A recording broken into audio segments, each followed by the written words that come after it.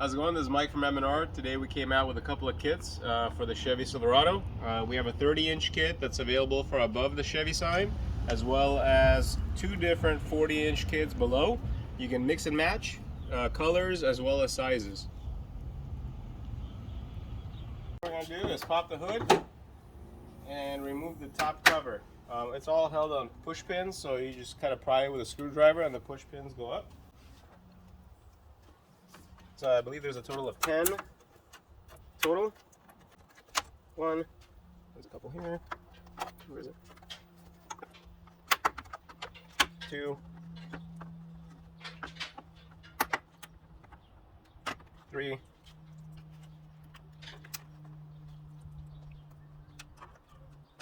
4, 10.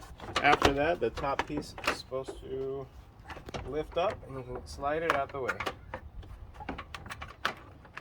Oh, we gotta remove the latch. Let me go get my tools. After I took out all the push pins, these two bolts, Torx bolts, have to be removed to take off the lever from the hood opener, the hood lock. I'm gonna take this out and then we'll be able to slide out the top portion of the grill.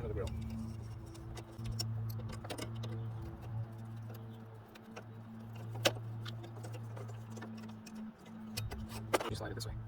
After removing the lever and sliding it out, we're going to take off the top cover and see what we're working with. First thing we're going to do is remove the 10mm bolts. There's 4 on top, and try to see what else is holding this grill down.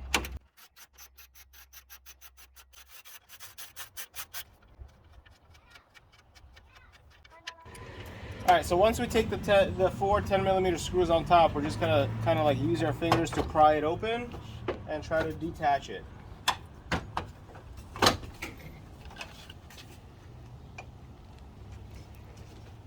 Go ahead.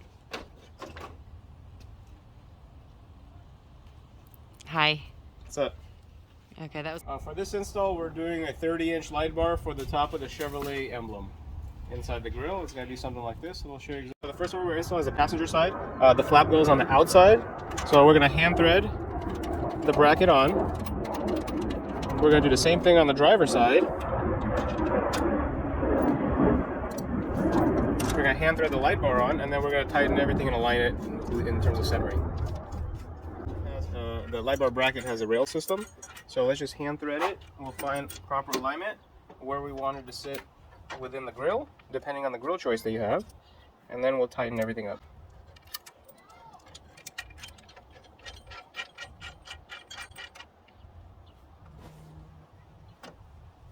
Okay, so this is it. For this grill, after we aligned it, we noticed that the best configurations where this rail is actually higher. So we're going to go ahead and tighten it this way, test fit it with the grill to make sure that it properly aligns.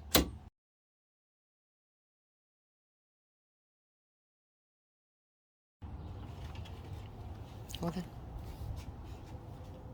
Before we button it up and start doing wet wiring, I want to test fit the grill back on to make sure that we got the proper alignment of the light bar itself. So if you could tell, it's right in between.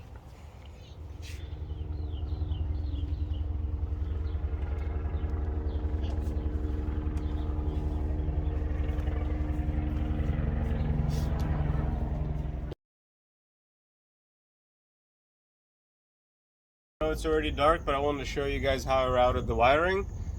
Remember, for this vehicle, we had the two 40-inch light bars and a 30-inch. I routed all the power wires for the light bars on the passenger side. I used an aftermarket wiring harness. This is where it's tapped into the wiring harness, the light bars themselves. It goes through the relays. Then you can see the wire that goes for the switches that go inside the cab. I routed the switch wire through the hinge. It comes out and into the cab. And I want to show you guys where I mounted the switch.